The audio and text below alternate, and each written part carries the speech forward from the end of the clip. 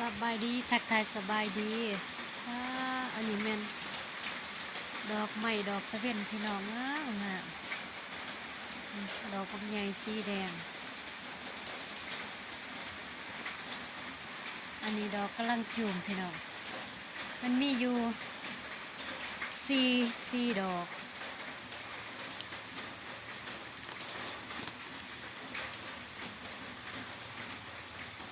เนาะอันนี้แม่นดอกธรรมศาสตร์เด้อเอามาปลูกอันนี้มืออื่นน่าจะบานนะพี่น้องเนาะงาม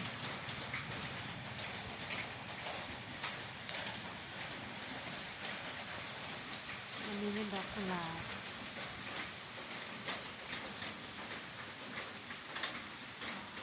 บหน่อย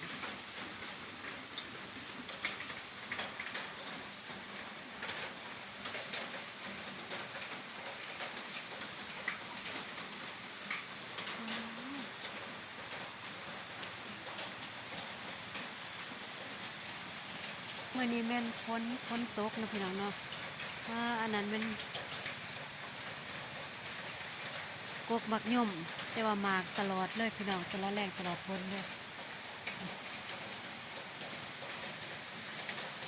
มันนี้ฝนตกแห้งมันอากาศก็เริ่มเย็นสบายเนาะกาแฟห้องก็สิสดชื่น